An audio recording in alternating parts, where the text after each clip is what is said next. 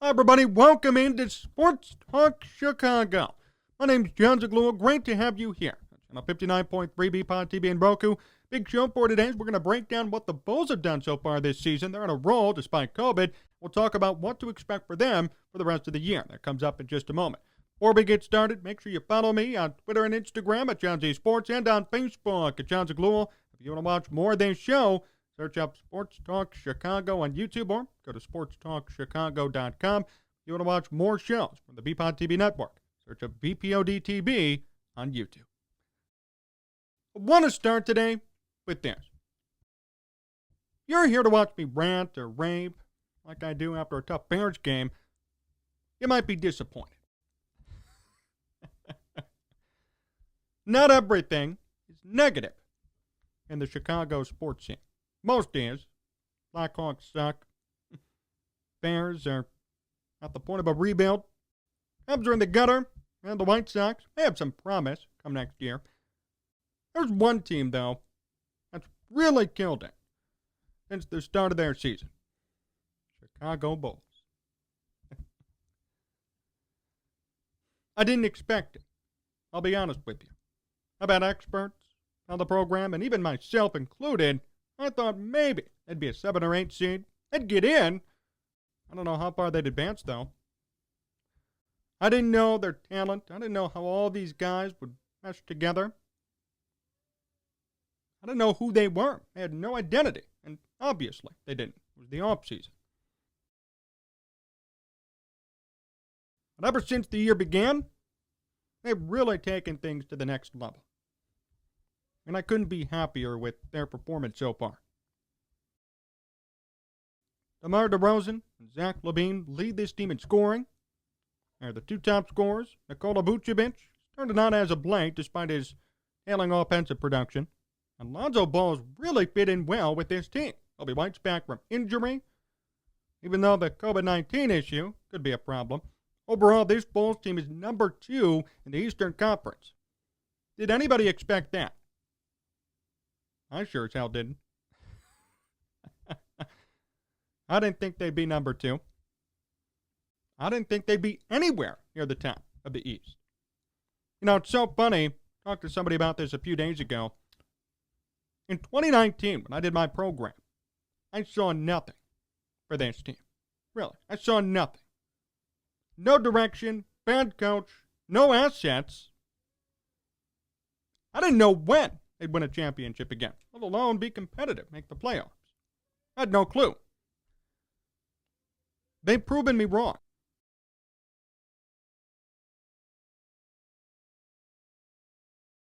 They've really proven me wrong. I mean, 19-10, only behind the Nets at this point? Are you kidding me? And the Nets have Durant and Harden, and soon to be Kyrie Irving. The Bulls don't have that star power. They don't have those assets. They have some, but not to that extent. And they're winning. They're working together very well, I might add. DeRozan and LaVine lead this offense. Both guys scoring about 26 points per game. Nikola Vucevic, he's the rebounding man. 10.4. Lonzo Ball's doing it all at point guard. Alex Caruso's played a valuable role off the bench. Kobe White's back after injury. And I'm very impressed with how these guys have done. Their starting lineup really wouldn't be a problem, and I didn't expect it to be. It was good. I didn't think it was this good. And let's be honest here. DeMar DeRozan, great player, not LeBron James-esque, or Kyrie Irving, Kevin Durant. He's a Tier 2 superstar. Zach LaVine the same. Great player, Tier 2 superstar. Nikola Vucevic, maybe a Tier 3. I didn't know how they'd do. They didn't have a clear-cut, big-time guy. I mean, a lot of these guys are mid-level to upper-level superstars. They're winning. They're playing great. Not only a shock, I'm pleasantly surprised. The Bulls needed this. I mean, really, they did. Arturas Karnisovas, Mark Eversley needed this. After last year and how things played out, something needed to give. I, for one, wanted to give them more time. I wasn't really concerned about how last year ended. Made a big trade near the trade deadline, and simply put, they couldn't fit in Vucevic into the equation. They just couldn't. Really hard for a guy to adjust to a new team mid-season. You know, you come to a new place, not a part of the rotation, don't know the offense, don't know the coaches, don't know your teammates. By the way, the Bulls gave up a lot for Vucevic. A couple of first-round picks, NBA-ready players. And you gave up a lot of your rotation to get one or two guys who weren't familiar with your team. Yeah, there's going to be growing pains. If Zach LaVine didn't get sick near the end, maybe they'd waltz their way in as a 10 or a 9 seed playing the play-in games, but that was about it. Last year was not the goal for this team. It wasn't anything special. First year, Karnisovas and Eversley, they wanted to take time to understand what they had and evaluate who they had. I love that move, too. I was always for that. That's why they made that trade. They got rid of everybody who they thought would not be an asset to this team anymore. They waited the whole first half of the season, evaluated everybody, and determined, hey, these guys aren't going to work here. Goodbye. I was all for that. I was all for every way in which last year went. Even how the Bulls lost down the stretch, missed the playoffs. Not a big deal to me. This year, though, different. We all expected some sort of playoff appearance. I mean, there were arguments about how far the Bulls would go. Some said, hey, they could be a 4 or 5 seed. Some said, nope, they're going to barely make the play-in game. 9 or 10. Made sense, too. On paper, the East was supposed to be good. Didn't turn out that way.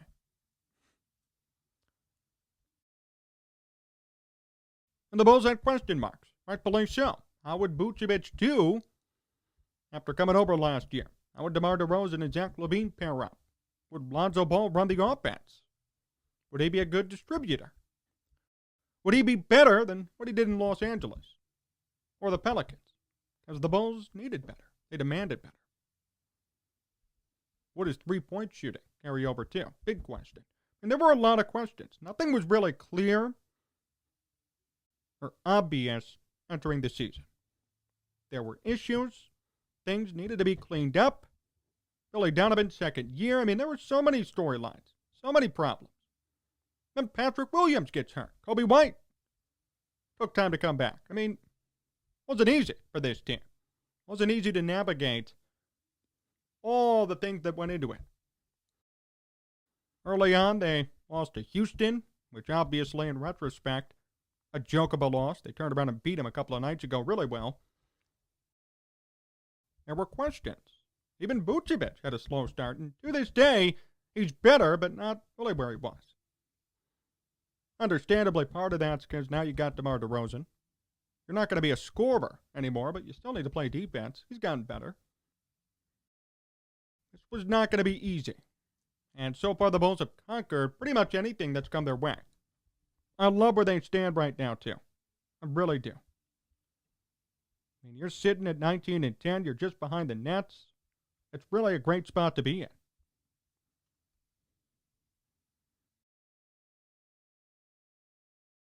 Overall, they played well. I mean, they're near the top of the league in both offense and defense. They're giving up just 106.3 points per game, top 10 in basketball. Top 10. Points scored are 12 in the NBA. Still not bad. How's this do for a stat? This is, according to Basketball Reference, their offensive rating is 7th in the NBA. Their defensive rating 10th. Their net rating 7th overall out of 30. I mean, the Bulls are one of the best teams in the NBA, which I can't even believe we're saying that anymore. I mean, can you believe it? 2 years ago, we wanted Garpax gone. Jim Boylan to go. There were guys on the roster I had never heard of. Names I'd never seen before. These were G League players and on an NBA team. Permanently. Starting. Now look. I've never seen a franchise execute a rebuild quicker. Really. I thought this would take 4 or 5 years, not 2. 1.5 or 2. Truly. That's quick. And just a credit to Karnisovas and Eversley. I mean, we knew this about Karnisovas if you followed Nuggets basketball over the years. They did the same thing. Except in their case, they drafted a bunch of guys. They really actually did a rebuild. The Bulls signed a couple of guys, drafted some guys, and it worked.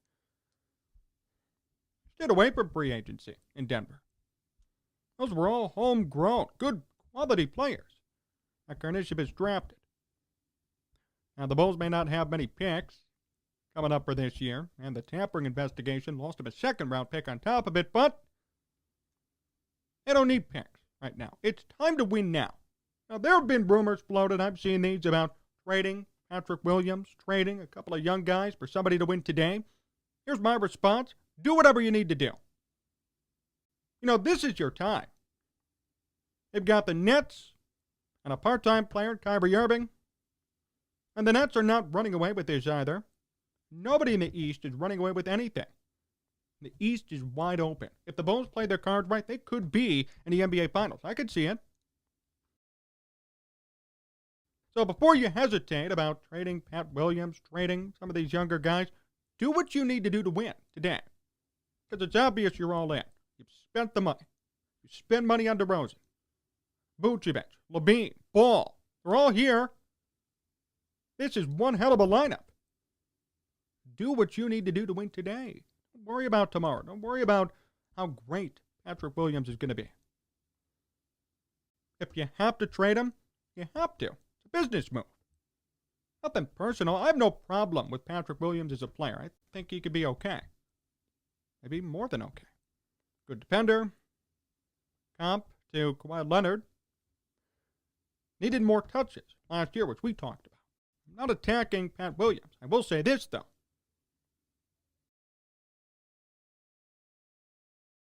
Always remember when your guys are at the peak of their value. Patrick Williams really is at the peak of his value right now. I mean, he is. Really hasn't proven much. Hasn't done great, but hasn't proven much. You could flip him for a pretty good player right now. Imagine next year if he comes back, not the same. Gets worse. It's possible. And your team today is ready to win. So if you want to execute a trade, if you have young guys you might want to get rid of, but you're kind of unsure, make the move. Go all in. If you're committed to this team, spent a hell of a lot of money, for years too, a couple of years, if you're committed, you're ready to pay all these guys, then you should be ready to win now. What does that mean? If you have a young guy, and you're debating, what should I do? Trade him. Trade him. May not be popular. Fans may not like it. But I'll tell you one thing, they'll love a championship. And this East is wide open. It's December. The Bulls are number 2 in the East. They have a chance to go far. They play well together. They like one another. And you've committed money, time, years to this core. You have to let somebody go for a bigger piece to help today do it. Don't second guess yourself. It's not worth it. Everybody wants a championship. Everybody wants at least something from this team. They're good. Here's your chance to do it. It wouldn't be as unpopular as you think it would. I don't think it'd be unpopular. If there was a justification, if you bring in some really good player, there's a justification. You're trying to win. This is one hell of a basketball team. You're trying to win now. Do it. They've sustained their play. Great defensive unit, better on offense, and a great core. I love this team. Love watching them play. And they remind me of like 2008, 2009 Bulls basketball. They were good, and they got progressively better, especially when Tom Thibodeau was hired. They have a bunch of good players, good role players, good bench, and they win. Plain and simple, they win. So if they're hesitant, if they're wondering, let me save you some time. Do it. Pull the trigger. You've already told everybody, you've told yourselves, you're dead set on winning. You've committed money, time, resources, years of contracts. Your window's now. Not in 2 years, not in 5 years. It's today. Today. That's your window. So do it. Don't cower. Don't get scared about, oh, he'll be great in 5 years, though. Let's keep him. Win now. Win today. Because this is a great opportunity. The East is wide open still. Really, it is. And you're the number 2 seed. Nobody expected that. So if you're the number 2 seed, it's December. I think it's time to realize, hey, we better get our act together. We better keep going. Keep the pedal to the metal and move forward. If the Bulls could do that, I really could see them going far. But no matter what, they're much better than last year. And I believe with this core, the sky's the limit. Thanks for watching today's show here on VPOD TV, channel 59.3 in Roku. Really appreciate the time. Remember, you can follow me on Twitter and Instagram at Jon Z Sports and on Facebook at Jon Zaghloul. If you want to watch more of this show, search up Sports Talk Chicago on YouTube or go to sportstalkchicago.com. And if you want to watch more shows from the VPOD TV network, search up VPOD TV on YouTube. So long, everyone.